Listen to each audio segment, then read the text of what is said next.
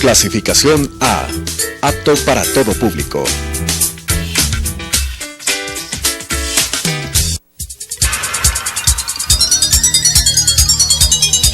Las opiniones vertidas en este espacio por la producción y dirección del programa son de exclusiva responsabilidad de sus autores y de quienes intervienen en ellos.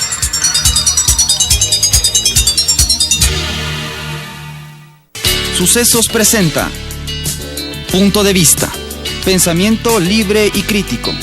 Día a día buscaremos diferentes visiones para la comprensión de la realidad del tercer milenio. Punto de Vista, un espacio que une noticia, análisis y opinión. Bienvenidos.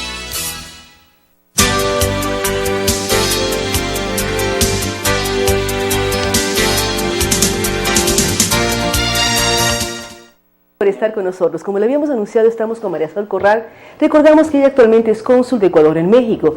Anteriormente fue vicealcaldesa, concejala, asesora tanto del presidente Rafael Correa en épocas de campaña como del vicepresidente Lenín Moreno en funciones. Ahora nos trae buenas noticias. Gracias a su trabajo en México, se lograron traer reliquias o la imagen de la Virgen Guadalupana a la zona de Manabí. ¿De qué trata esto, María Sol? ¿Cómo traer a la Guadalupana a la zona que fue más afectada por el terremoto de nuestro país? Gracias, Claudia. Pues hemos venido luchando por la supresión de la visa durante 2 años, desde el día en que yo llegué a México como cónsul hasta el día de hoy, y no hemos logrado todavía llegar a cerrar ese acuerdo de reciprocidad. Está anunciada, pero todavía necesitamos ingresar con visa. Estamos ingresar con visa y hay muchísima gente que siempre ha querido ir, sobre todo a ver a la Virgen de Guadalupe. Uno piensa el 12 de diciembre, que es el Día de la Virgen de Guadalupe, como millones de personas se mueven hacia México y hasta la Basílica de Guadalupe. Bueno, hacen una peregrinación alrededor de 8 millones de personas. Es cuando uno piensa que pasan por la Villa de Guadalupe 30 millones de personas al año, uno no dice, a ver, pero si Ecuador tiene 16 millones de personas, ¿cómo pueden pasar en 6 días y en un año tantas personas por un mismo sitio? Y efectivamente yo en este transcurso de aprendizaje, como en el tema de los migrantes y de política exterior, yo dije, bueno, viene el terremoto, fue una cosa tan devastadora para todo el Ecuador, y todos los y las ecuatorianas que nos prestamos de ser ecuatorianos, todos empezamos a hacer nuestro trabajo desde el exterior hacia adentro, pero en ningún momento yo vi como que nos faltaba algo. Yo decía, algo nos falta, porque no veo yo la oración como parte de nuestro trabajo, como parte de la reconstrucción también de lo que se cae. No solamente son las casas, lo que se cae es lo que sienten todas estas personas, su temor, su miedo. Y me fui a hablar con el rector de la Villa de Guadalupe, hablamos con el cardenal Norberto Rivera, y bueno, tuvo él a bien decirme, bueno, vaya, haga. Entonces yo dije, bueno, ya tengo el permiso, entonces ahora sí me voy a ir con mis propios recursos. Tenía yo mis días de vacaciones ahora, y entonces antes de terminar mi periodo, que está a punto de terminar, que será en el mes de octubre, afuera en el exterior, entonces yo dije que no había mejor regalo que instaurar un poquito de fe otra vez en el corazón de la gente. Trajimos con mi hermana Gabriela, tiene una casa de oración en Miami, de las Guadalupanas, entonces hicimos juntas como hermanas la misión. Es la primera vez que hago con mi hermana un proyecto y una misión, era un ofrecimiento a la Virgen, ¿no? Entonces estábamos felices. Y ustedes trajeron la imagen de la Virgen. ¿Y consiste esta imagen, esta reproducción del famoso poncho del indio Juan Diego? Del indio. Entramos a la bóveda. O sea, no sé, ¿te acuerdas la imagen que tenemos todos presentes de cuando el Papa Francisco entró y se sentó con la Virgen de Guadalupe? Cerraron la bóveda de ella y él se quedó rezándole, y ese fue un momento mágico para todo México, sobre todo, que es tan guadalupano. Y la verdad nunca pensamos que íbamos a llegar ahí, o sea, de verdad, porque solamente van jefes de Estado, va gente muy especial. Y cuando estuvimos con el rector y le contamos lo que había pasado en el Ecuador, y que lo que nosotros más queríamos era que no que ni nos deje entrar, sino que él las topara con el manto de la Virgen original, para que se convirtieran en una reliquia. Entonces él dijo, bueno, a las 9 de la noche las espero. Y nosotros, sí, venga, ¿vamos a poder entrar? Me dice, sí, va a poder entrar. Y ese fue un momento, yo creo que es un momento especial en mi vida entera. lo que uno siente cuando está ahí adentro del camerín con la Virgen de Guadalupe y logra ver el manto de Juan Diego y realmente se acerca a él, es una cosa mágica. Lo que sientes alrededor es muy mágico también, y obviamente el Padre te da una explicación tan fabulosa de cada detalle que significa toda la magia y toda la fe que entraña este manto. Las estrellas. Ahora, las imágenes que ustedes trajeron están tocadas por el manto y por lo tanto son reliquias, consideradas reliquias para la iglesia. Así es. ¿Dónde van a ser colocadas? ¿Dónde la gente en Manabí y la gente de Ecuador puede ir a mirar estas réplicas de la Virgen de Guadalupe, que además son reliquias para la Iglesia Católica? Y a rezar con ellas. Bueno, trajimos 3, no nos alcanzaba la plata para más. Trajimos los marcos originales que están en la Villa de Guadalupe, porque la ilusión mía era que fueran igualitititos, o sea, que estuvieran exactamente igual. Entonces, los marcos son igualitos, el labrado de los marcos son los mismos, y estas vírgenes, la Virgen la imagen tiene 2,30 metros por 1,50 cada una de ellas. Aquí me ayudaron mucho, nuestro amigo en común Pablo me ayudó a enmarcar, porque vinieron en avión sueltas las piezas, y obviamente pues él me ayudó a que se vuelvan a hacer estructura del cuadro completo. A estructurar el cuadro completo. Luego se fueron a Manabí.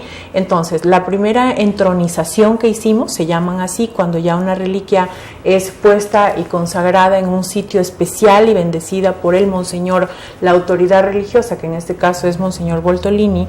Entonces son 3 los sitios. El primero donde fuimos fue a Manta, ese sector en Tarqui donde está completamente destruido y hay tanta gente que perdió su casa, perdió todo lo que tenía, y hay gente tan desesperanzada, y mujeres sobre todo. Entonces la dejamos en Río Manta, también ahí se llama la Iglesia de la Sagrada Familia.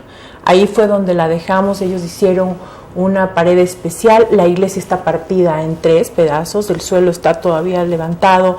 Incluso para la llegada de la Virgen habían puesto caña en todo el fondo de donde está el Cristo, para hacerla un poco más bonita, ¿no? Pero esta iglesia va a tener un proceso de reestructuración.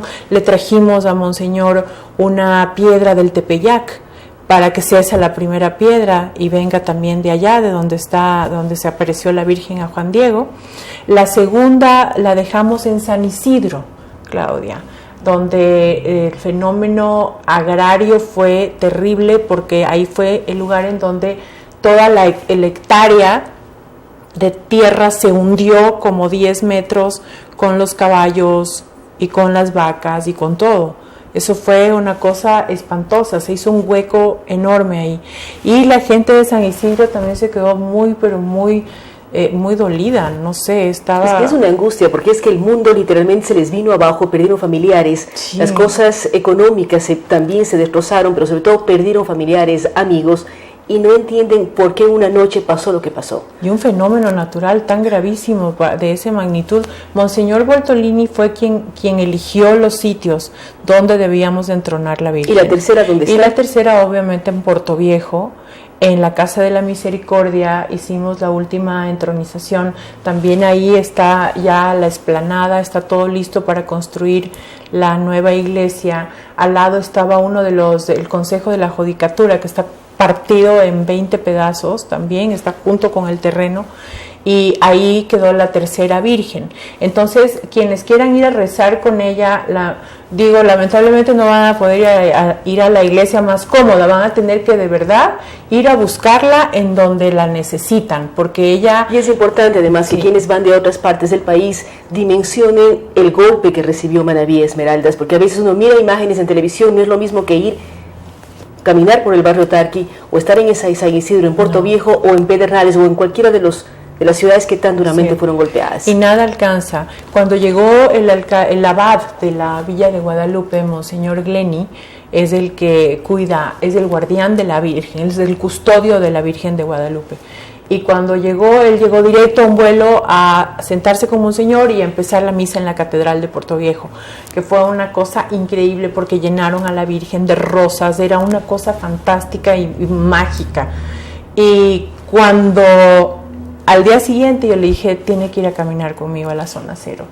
y en ese momento yo creo que la dimensión que él tomó de las cosas fue muy diferente, le fue dando la bendición a toda la gente que pudo, caminó por los albergues, y obviamente se solidarizó inmensamente con nuestro pueblo, nos ofreció que haríamos una segunda etapa en donde podríamos traer otras imágenes, porque yo me quedé con el sufrimiento de que en Pedernales necesitábamos una... Y también la iglesia de Pedernales está totalmente destruida. Sí. María Sol, ha estado 2 años en México, está por terminar su función en octubre. ¿Qué otras han sido sus actividades allá? Porque uno piensa el tema de los pasaportes y las visas, que esperamos se logre concretar. Varias veces ha estado aquí el embajador de México y siempre decimos ya hasta cuándo, y él también dice ya no sé hasta cuándo, pero sí, estamos buscando que los ecuatorianos puedan ir sin visa a México. Está el tema ya es de carácter personal, el haber traído la Virgen de Guadalupe a las zonas de Manabí. ¿Qué otras actividades ha realizado como cónsul de Ecuador en México? A mí me ha tocado velar mucho por los derechos de los migrantes, de los ecuatorianos,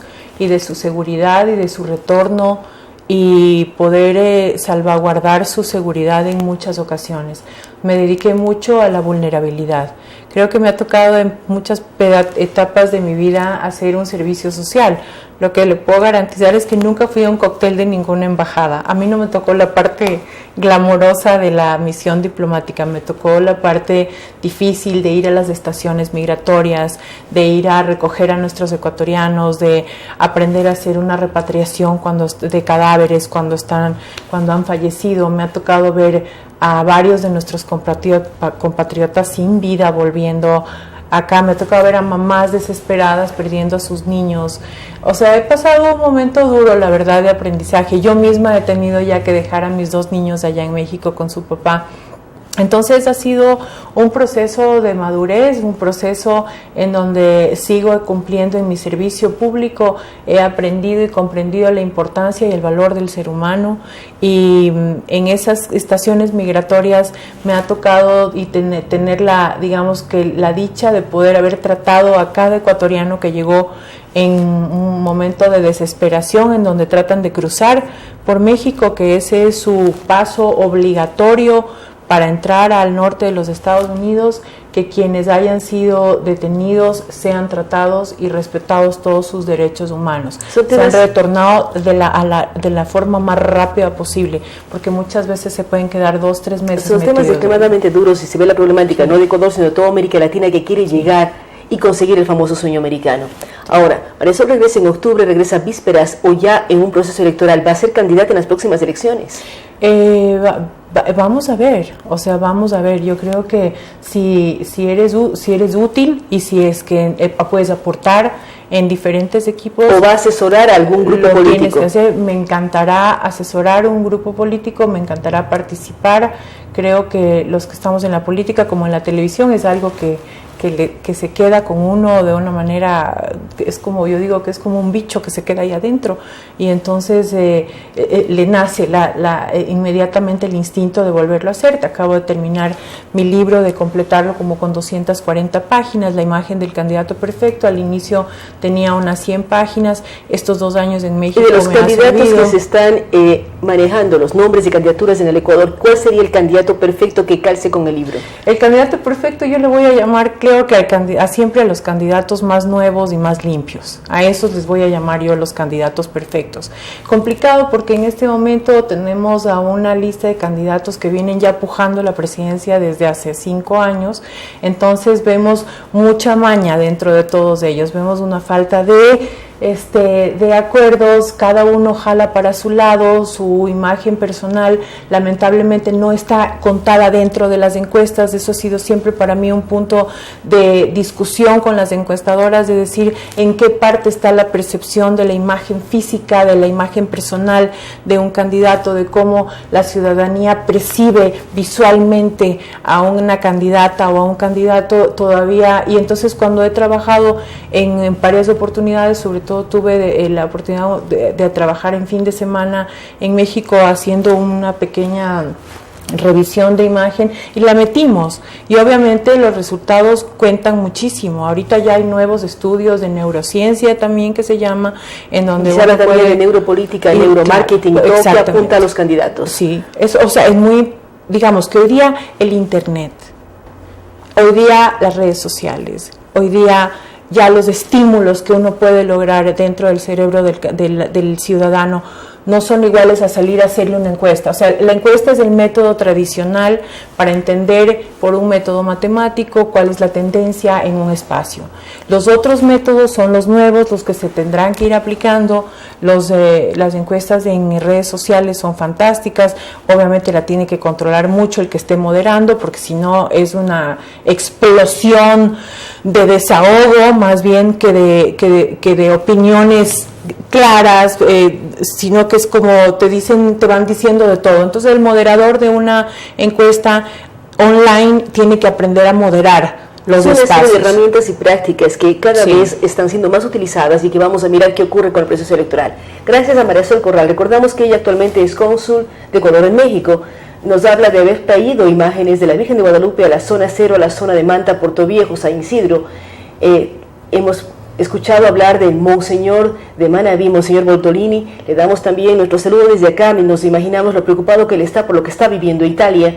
Acabamos de mirar que ya están, y se habla de 247 fallecidos y todavía no se encuentra todo lo que pasó en Italia.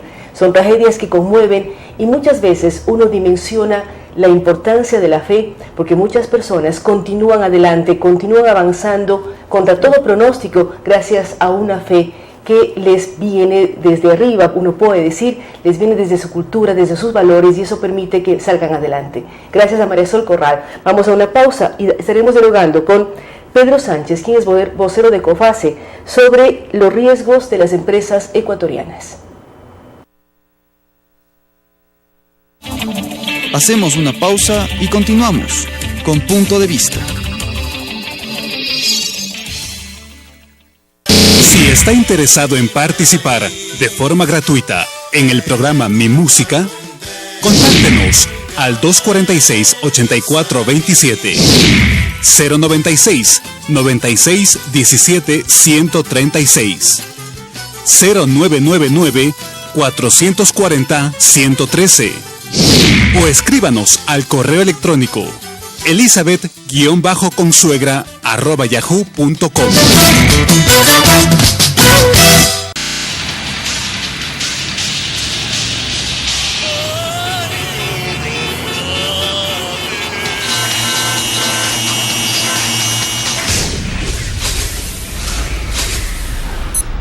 Tómelo con calma.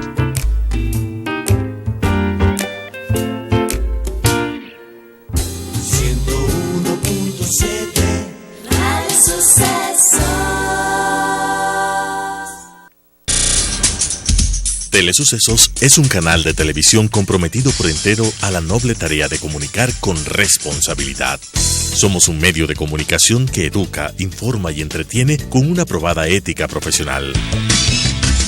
Canal 29 se identifica plenamente con la nueva televisión de vanguardia. Somos Telesucesos, porque Quito TV.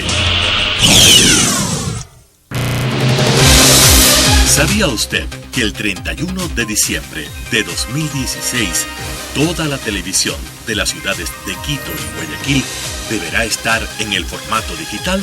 Pero no se preocupe, Telesucesos ya es digital. Sintonícenos en el 29.1 HD, la televisión que usted merece.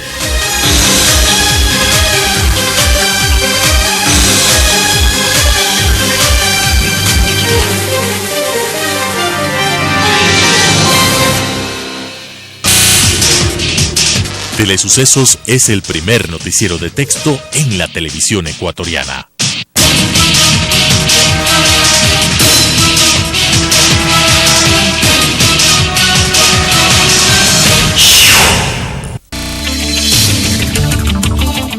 Con estas ideas y opiniones, regresamos con Punto de Vista.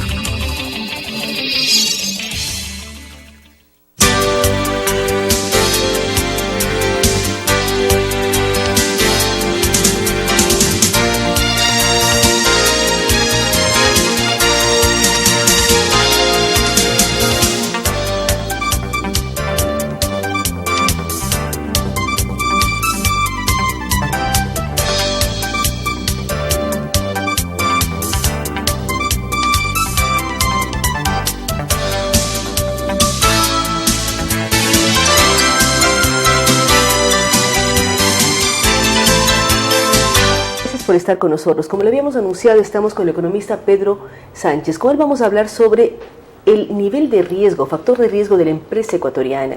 Pedro, ¿cómo mira lo que está pasando en el país? Precisamente la noche de ayer el señor presidente de la República en la ciudad de Cuenca tuvo un diálogo con diferentes medios de comunicación y él habla de recuperación, mejoría en cifras, mayor tranquilidad, posibles acuerdos económicos, ingreso de una serie de inversiones, ya sea en puertos o en otro tipo de obra pública. Es tan real que nos estamos recuperando y que el segundo semestre del año 2016 va a ser de recuperación y no de crisis como habíamos pensado. Claudia, buenos días. En realidad lo que hemos visto nosotros es que el primer semestre del año ha sido de una caída en ventas, en facturación y en actividad económica para prácticamente todos los sectores de la economía. Se puede ver que sectores como el comercio, la manufactura han tenido una caída de ventas muy importante. De acuerdo a la última encuesta del Comité Empresarial Ecuatoriano, el 84% de las empresas consultadas informa que han tenido una caída en ventas en el primer semestre del año comparado con el primer semestre del año 2015, es decir, prácticamente 1 de cada 9 compañías en el Ecuador de la muestra consultada, que es una muestra significativa, ha tenido una caída en ventas importante. Alrededor del 70% de las compañías encuestadas informan que los planes que tenían de inversión para ampliar la planta productiva, para crecer en la capacidad productiva, esos planes han sido suspendidos o cancelados. Entonces, en ese contexto se ve un poco complicado que haya una recuperación aquí en el corto plazo, es decir, en el segundo semestre del año.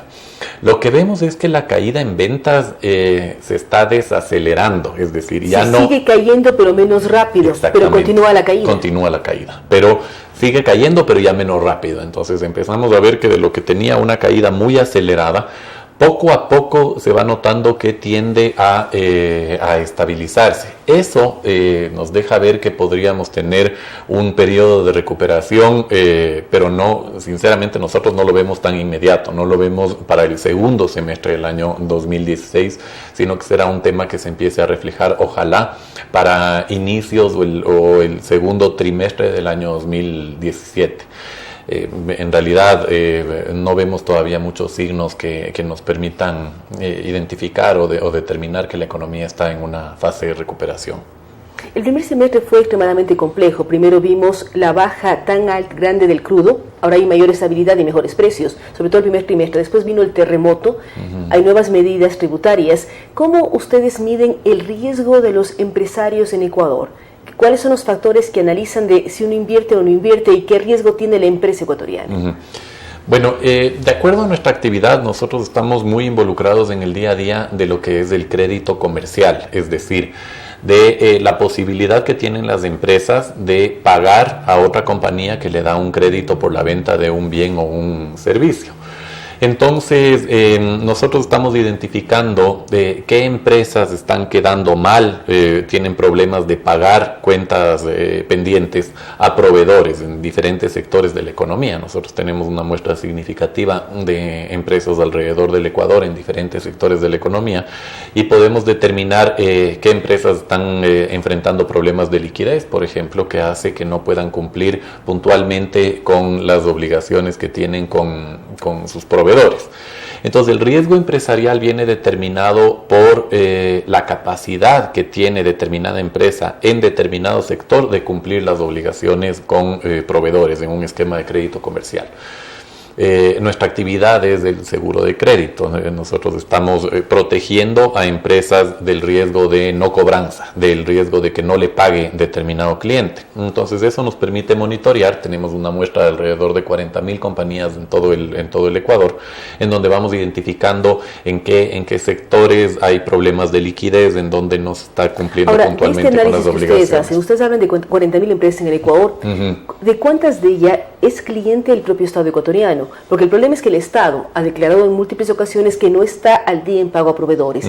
Y si el Estado, que es el gran cliente, el gran comprador de bienes y servicios de diferente tipo, no paga, se genera una cadena de no pago. Exacto. Porque si yo tengo un servicio de catering, pongamos como ejemplo, sirvo un banquete, pero no me pagan el banquete, ¿cómo pago a los proveedores de los elementos de ese banquete?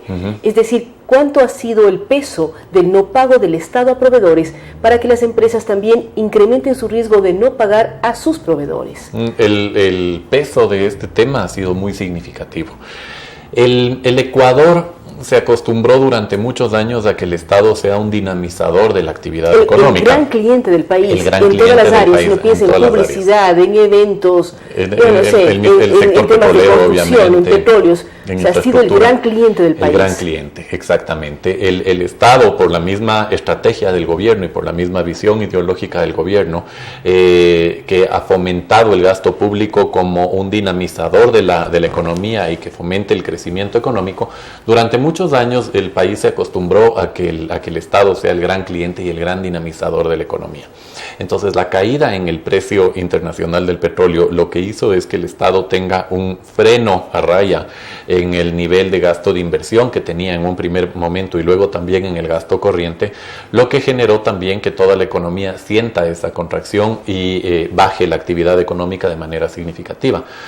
Entonces, este tema, el Estado tuvo que caer en retrasos con proveedores, obviamente, porque el nivel de liquidez se vio afectado también de las cuentas públicas. Estos retrasos han generado, como dice Claudia, un efecto en cadena en toda la economía, porque un proveedor que le vende, por ejemplo, un constructor que le vende sus servicios al Estado para construir determinada obra pública, tiene a su vez también proveedores de materias primas, tiene mano de obra que tampoco puede cumplir en el momento en que su cliente Estado le queda mal, y esto se va regando en toda la economía. Entonces hemos notado que el impacto que esto ha tenido en toda la economía ha sido muy significativo, principalmente en los sectores petroleros, tanto de la actividad de explotación petrolera como de los servicios petroleros también. El sector de la construcción ha estado muy afectado también por el tema de esta baja de ritmo de la inversión pública, y eso se ha ido replicando a otros sectores de la economía. Las buenas noticias son que poco a poco el Estado se va igualando en deudas que todavía tiene pendientes. Se habla de que de 2.000 millones de dólares que estaban pendientes de pago, ahora la deuda actual con proveedores es de alrededor de 900 millones de dólares. Está bajando en la medida en que ingresa financiamiento del exterior, se pueden cumplir obligaciones con proveedores locales. Dice, el Estado se está endeudando para pagar a proveedores. Ese es el problema. No es para obra real, sino para pagar cuentas atrasadas. Para pagar cuentas atrasadas. No es para nuevas inversiones, sino para inversiones que estaban programadas en periodos anteriores y que no se han podido cumplir. Esa es la mala noticia. La buena parte, digamos, es que en el corto plazo puede haber una inyección de recursos a la economía. La mala es que proviene de endeudamiento y que eso podría generar finalmente el pago de intereses y complicaciones en el futuro, ¿no? En el mediano plazo. De los análisis que ustedes hacen como COFACE, ¿qué parámetros nomás miden y qué significa además COFACE, Pedro? COFACE significa Compañía Francesa de Aseguramiento para el Comercio Exterior. Es una compañía que tiene 70 años de historia, está presente en 100 países alrededor del mundo y tiene como matriz París, Francia. Y si uno se mira y se compara Ecuador con los otros 100 países del mundo, ¿cómo estamos? Nuestro nivel de riesgo es significativo. Nosotros tenemos una escala por letras que va desde la A1 hasta la E. El Ecuador tiene un nivel de riesgo C, que, digamos, comparado con nuestros vecinos, por ejemplo, con Colombia y Perú tienen un nivel de riesgo de B, y el Ecuador está con un nivel de riesgo C. Entonces es un riesgo mucho más significativo. ¿Y qué países están en el último nivel de riesgo? Porque usted habla de la A a la E. Ajá. Venezuela, por ejemplo, aquí de la región. De ahí hay otros países en África, por ejemplo, que tienen niveles de riesgo también muy, muy significativos. Zimbabue, por ejemplo, que tiene un nivel de riesgo E.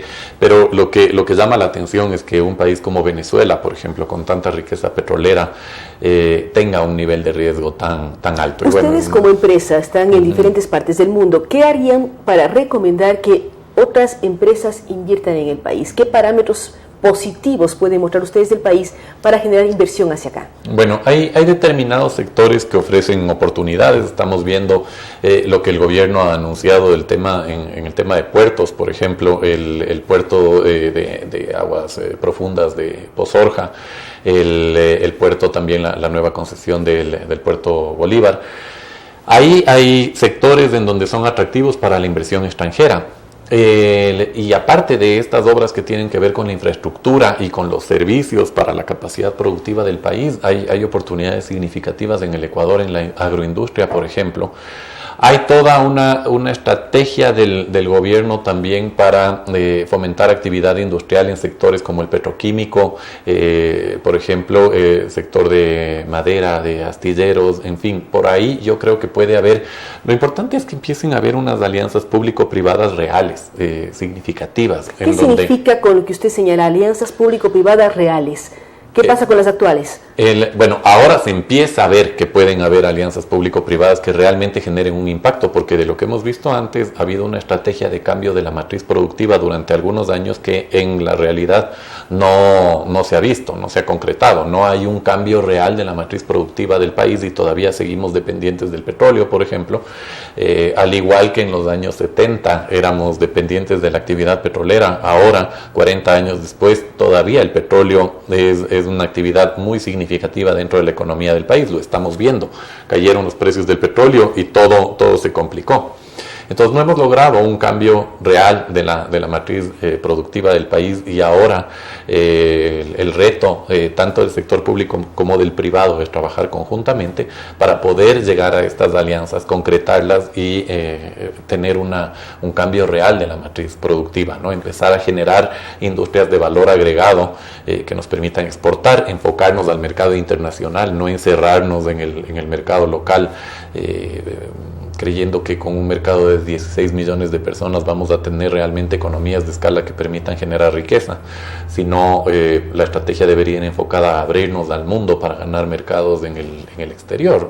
Esa es la fórmula que han seguido otros países y que han tenido éxito en estos cambios de matriz productiva y general. Usted hace mucho énfasis en esto, que dejemos de depender como bien único, recurso único, el petróleo, tengamos otras alternativas en alianzas público-privadas, pero ¿cómo lidiar con dos temas que preocupan al país? Además estamos involucrados ya en un año electoral. En este año, además de terremoto, baja de petróleo, también nos ha traído 4 reformas tributarias. ¿Cómo jugar con factores como seguridad jurídica y los temas fiscales? ¿Cómo ustedes analizan esto para dar a sus posibles inversionistas parámetros de país?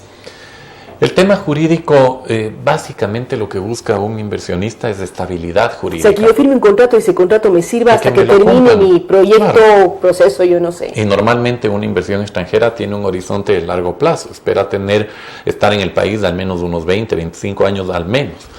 Entonces, que en ese tiempo no me cambien las reglas del juego permanentemente. Entonces, un poco ahí el reto es llegar a acuerdos, igual, tanto sector público como privado, para sentar un marco normativo que permita la inversión extranjera y no la estemos cambiando cada 2, 3 años.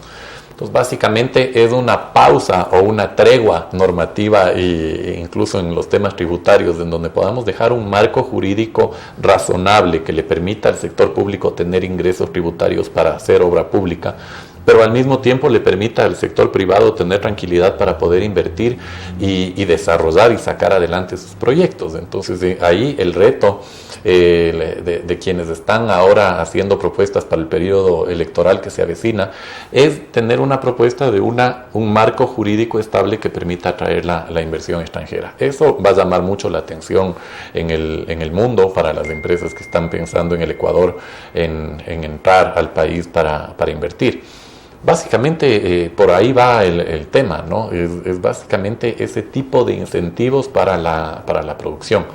Y en la parte fiscal, también lo que se espera es un orden en las cuentas públicas, que no nos tenga tampoco cada cierto periodo de tiempo con un déficit fiscal importante que tenemos que recurrir a un endeudamiento, estar buscando fuentes de financiamiento y ver cómo vamos a ir sobrellevando el año. Y por el contrario, lo que deberíamos enfocarnos es en tener una visión de largo plazo también, en donde el manejo de las cuentas fiscales se maneje de forma equilibrada, tomando en cuenta que es importante hacer una inversión pública tanto en la parte productiva como en la parte social que nos permita ir sacando a la población de la pobreza, pero de acuerdo a los ingresos que se tienen y de esta manera haya una estabilidad fiscal que también nos permita tener un riesgo país en general en valores significativos. Nosotros actualmente tenemos el segundo riesgo país más alto de la región, luego de Venezuela. El promedio de la región está en 490 puntos, nuestro riesgo país está en 850 puntos, casi el doble del promedio de la región. Entonces, a pesar de que ha bajado significativamente el riesgo país del Ecuador, porque llegó a estar en 1.700 puntos en el mes de febrero de este año. Pero con la recuperación del precio del petróleo ha bajado el riesgo país, pero de todas maneras es casi el doble del promedio regional. Entonces, un inversionista... Me preocupa mucho que seamos tan diferentes en parámetros que nuestros vecinos como Colombia y Perú, y no es el estar dolarizados. El estar dolarizados nos puede dar más bien puntos a favor. Uno ve economías como la propia panameña, que es un punto a favor y no un punto en contra. Exactamente, porque cuando un inversionista extranjero quiere colocar sus recursos en determinado país, también está pensando en cómo va a sacarlos. Y si es que invierte en un país como Colombia, por ejemplo, que devalúa la moneda, significa que va a estar perdiendo valor, porque cuando el inversionista quiera sacar sus dividendos va a tener que convertirlos a moneda extranjera y ahí va a perder. En el Ecuador no ocurre eso, entonces el tipo de cambio... Pero hay que ver si puede o no puede sacar los recursos con los nuevos parámetros que tenemos. Eso es un limitante. Entonces tenemos la ventaja del dólar como moneda, que se vuelve atractivo para un inversionista extranjero, pero tenemos por otro lado el limitante del impuesto a la salida de divisas, por ejemplo, que hace que un inversionista, el rato de colocar los recursos y quiera sacar dividendos, tenga que pagar un 5% adicional. Entonces eso limita también la entrada no es un impuesto no solamente a la salida de divisas, sino también a la entrada, porque está limitando ese flujo de inversión extranjera. Entonces, claro, todos estos factores hacen que un inversionista internacional, el rato que quiera entrar al Ecuador y compare con los vecinos, pueda tomar, son economías similares, pueda tomar la decisión de ir a un país vecino en lugar de invertir en el Ecuador, porque le ofrece una mayor estabilidad. Pero esperamos que esos parámetros cambien. Usted dice, con mucha razón, el Ecuador ha mejorado de riesgo país entre febrero y agosto. Vamos a mirar qué pasa a futuro y esperamos ser más competitivos. Así es. Gracias a Pedro Sánchez. Recordamos que él es vocero de COFACE, él ha hablado de los riesgos que tienen los empresarios en el Ecuador con mucha claridad. Él pone como ejemplo lo que hizo el Comité Empresarial Ecuatoriano, esta encuesta en donde se habla que durante el primer semestre 84% de las empresas encuestadas tuvieron una baja en ventas, lo cual genera preocupación, pero también vemos proyecciones. El descenso ya no es tan acelerado.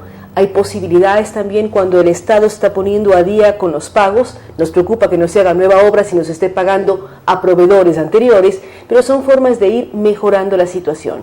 También hay que analizar qué ocurre con los riesgos en América Latina. Nuestros vecinos están proyectándose de una manera diferente, ver qué podemos aprender de ellos, hacia dónde queremos proyectarnos como Estado, como país, un país que necesita inversión y que debe generar parámetros más claros, seguridad jurídica para poder recibirla. Gracias nuevamente al economista Pedro Sánchez. Vamos a una pausa, luego de la cual estaremos dialogando con Edison Lima sobre los derechos de las personas de la tercera edad. Hacemos una pausa y continuamos con Punto de Vista.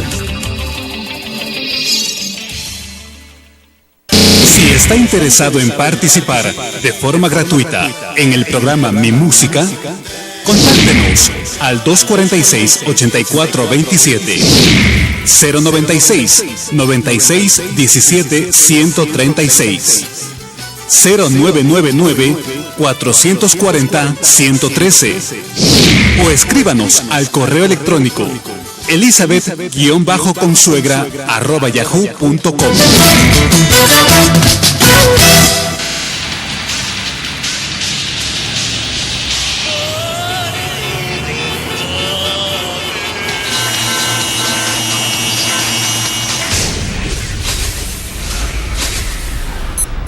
Tómelo con calma.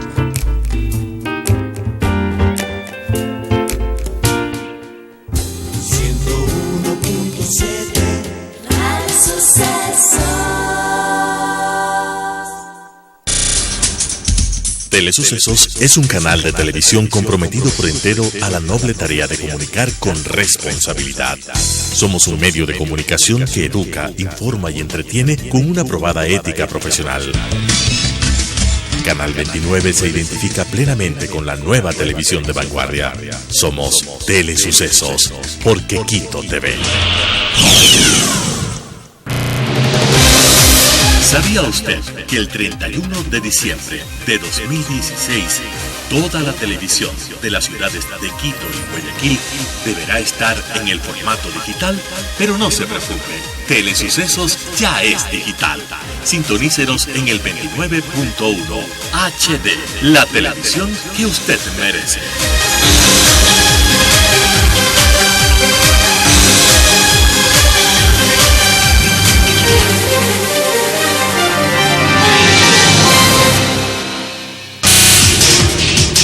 Telesucesos es el primer noticiero de texto en la televisión ecuatoriana.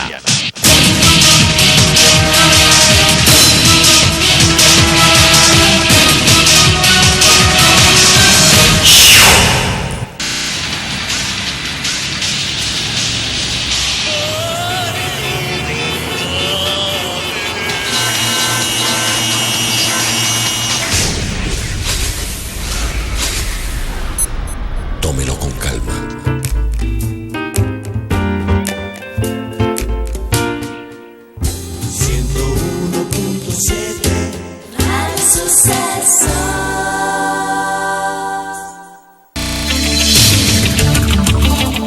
Con estas ideas y opiniones, regresamos con Punto de Vista.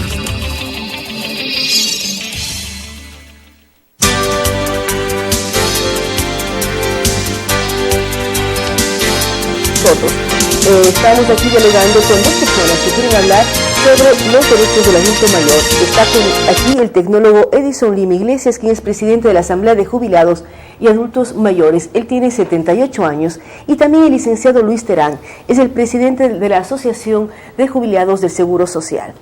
Señor Lima, ¿cuál es la que están ustedes planteando? Hablan de una ley económica urgente. ¿Qué están reclamando ustedes como adultos mayores? Muchas gracias, licenciada, y un saludo muy especial para los personeros de este importante canal. Nosotros, como Asamblea Extraordinaria de Asociaciones de Jubilados, Pensionistas y Adultos Mayores, estamos trabajando en 4 temas. El primero, que usted lo tocó, sobre la ley económica urgente, que fuimos recibidos ayer en Comisión General. Tenemos el reclamo de las pensiones ínfimas de patronales que ganan 20 y 30 dólares los adultos mayores, y la ley del anciano, que hemos pedido que se reforme, que se actualice, y también tenemos una demanda en la Corte Constitucional para que se resuelva el problema del 40% que se suspendió en el decreto del año anterior y que se nos bajó también las pensiones de este año. Referente al primer tema, pues nosotros hemos analizado de que en verdad, tanto en los considerandos como en exposición de motivos del proyecto de ley, se mencionan los artículos de la Constitución sobre las garantías que tienen todos los ciudadanos para la atención de la salud y la seguridad social. Entonces nosotros hemos explicado que los artículos, en cambio, no mencionan este campo tan amplio. No se puede dar solamente una contribución, un auxilio solamente a un sector. Entonces, que tiene que protegerse a todos. Lo importante es que la salud sea oportuna, eficiente, de calidad profesional y humana. Al margen de lo que esté la ley o una serie de elementos. ¿Qué ocurre, en cambio, licenciado Terán, con la atención a la salud? ¿Cómo ustedes están siendo atendidos en sus necesidades? Ustedes que ya dieron su trabajo al país en diferentes funciones, ¿cómo el país y la seguridad social le responde en prestaciones de salud? Muchas gracias, licenciada. Muy grato y una satisfacción estar en Telesucesos, una puerta abierta a la democracia que es este canal. Un saludo a todos los compañeros jubilados del país y a todo el pueblo ecuatoriano, porque la seguridad social es responsabilidad de todo el pueblo ecuatoriano. Es la única institución, como su símbolo tiene, de su mano cariñosa y generosa, para amparar a la familia ecuatoriana. Es la institución de autonomía que todo el pueblo ecuatoriano debe defender, porque los jóvenes tienen su papá, sus familiares jubilados, todo eso, y han recibido los beneficios del Seguro Social, que es un derecho por la contribución que nosotros hacemos de 30 a 40 años. Respecto a la pregunta, verdaderamente tenemos que nosotros no ha respondido el Seguro Social en la situación de salud, en especial para el adulto mayor. es verdaderamente un trajinar de un lugar a otro para ser atendido, medicina que no cumple con su calidad y verdaderamente es un peregrinaje del jubilado, del adulto mayor, para ser atendido en el Seguro Social.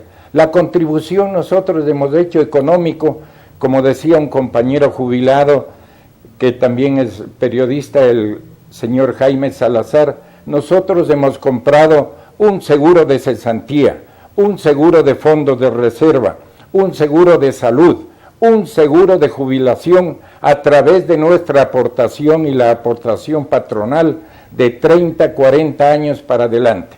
Y la retribución del Seguro Social, en especial en la salud que atendemos, que deben atendernos en nuestro ya vida pasiva, no corresponde a la que es.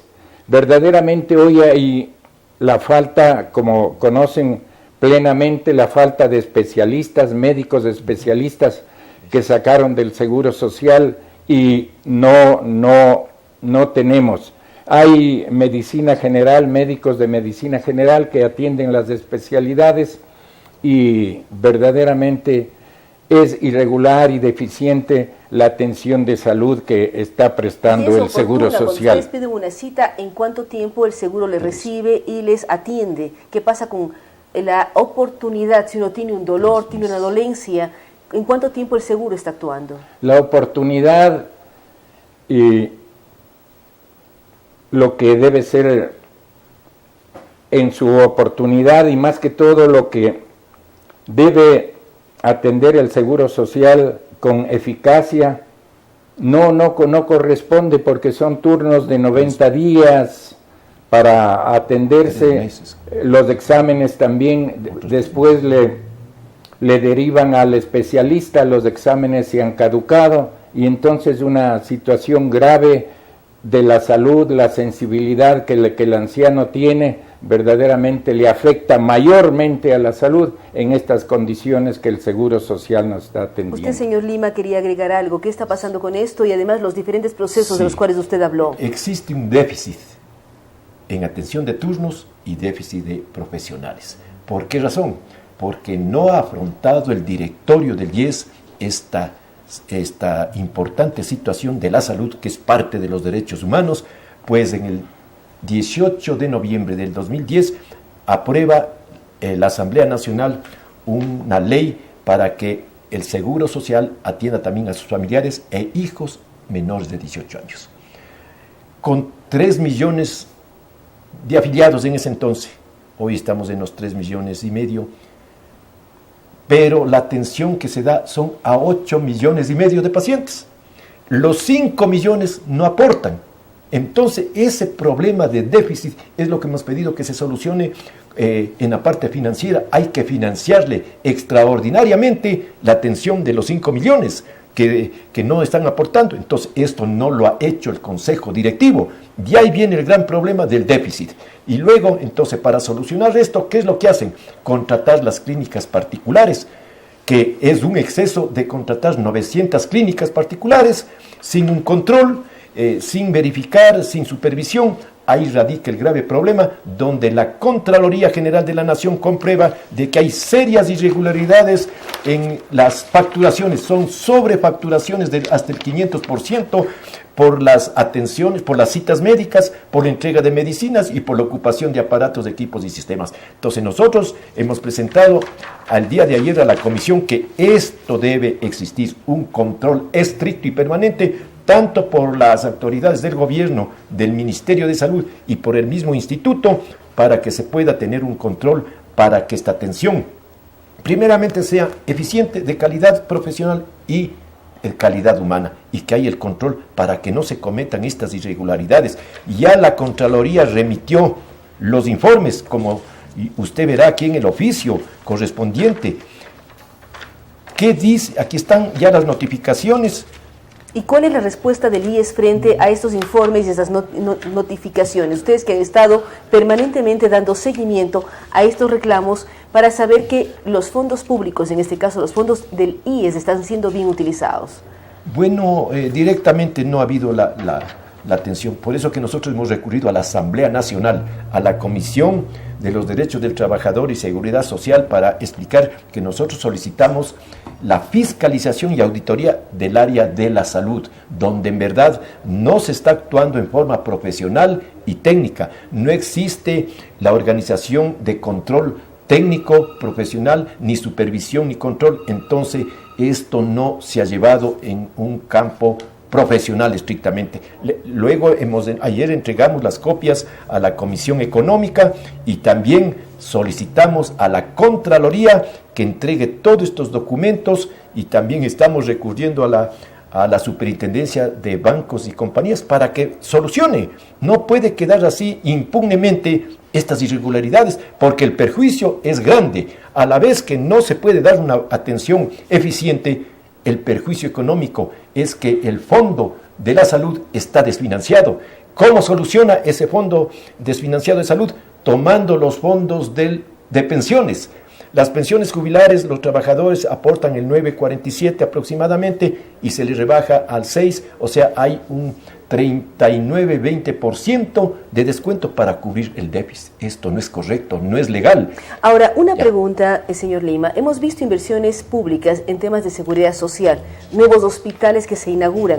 ¿Esto no abastece para los jubilados y los afiliados del Seguro Social para temas de salud? Cuando hemos visto nuevos hospitales, se anuncian inversiones, se hacen enlaces en los nuevos hospitales, pero estos no abastecen para cubrir con las necesidades de salud de afiliados y jubilados. Claro. Una vez presentado el reclamo de nuestro sector, pues ya la Contraloría comienza a notificar desde el año anterior y se han quedado callados. Y ya en este año, pues ya con las notificaciones, entonces ven que hay el pedido de que se modernice el Seguro Social, que se modernicen los hospitales, se modernicen los dispensarios médicos, que son canchones, el del sur, de la Villa Flora, uno, el de acá del Batán, es otro. Esto no se lo ha mejorado.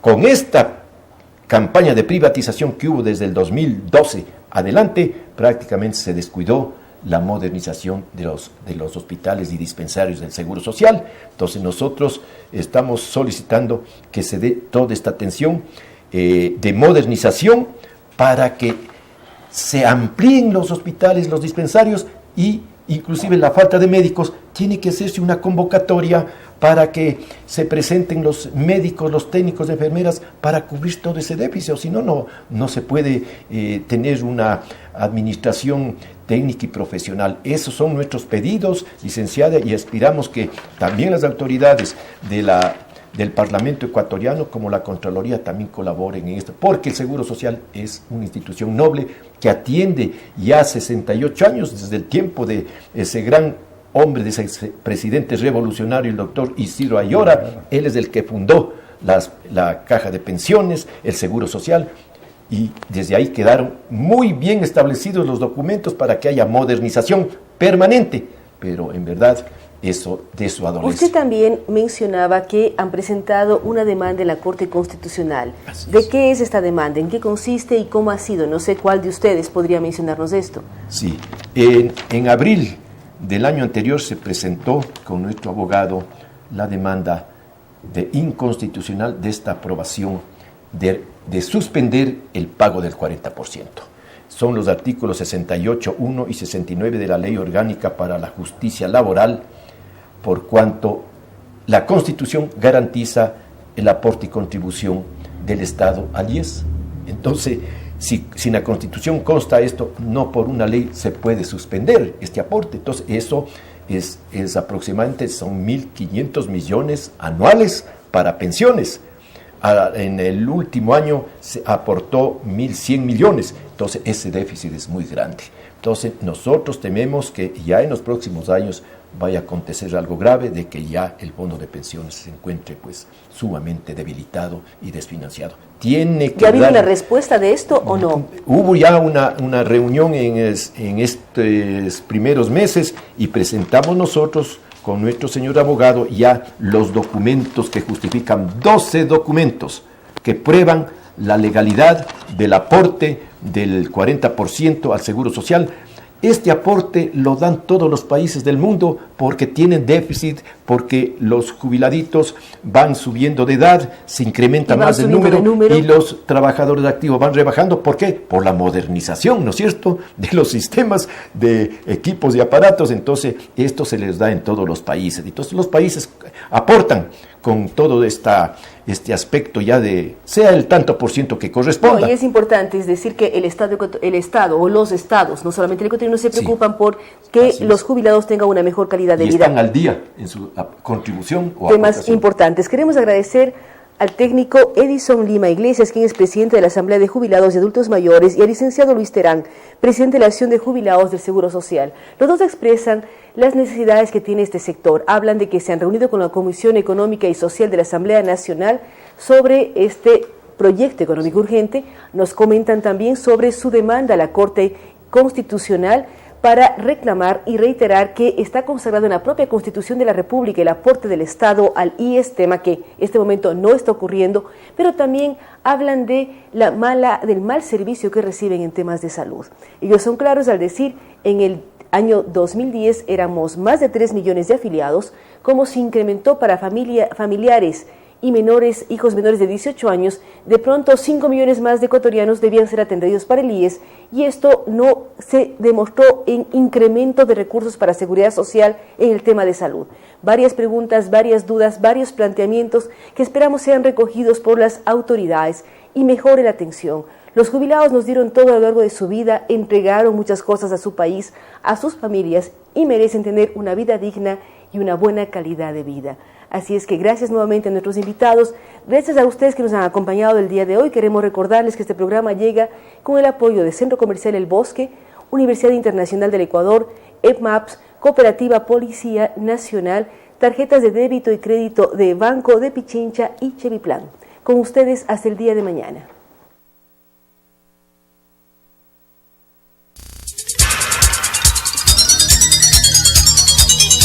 Las opiniones vertidas en este espacio por la producción y dirección del programa son de exclusiva responsabilidad de sus autores y de quienes intervienen en ellos.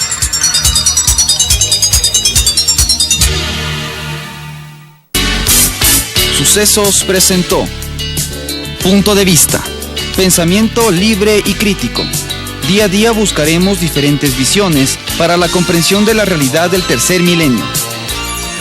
Punto de Vista, un espacio que une noticia, análisis y opinión. Hasta la próxima.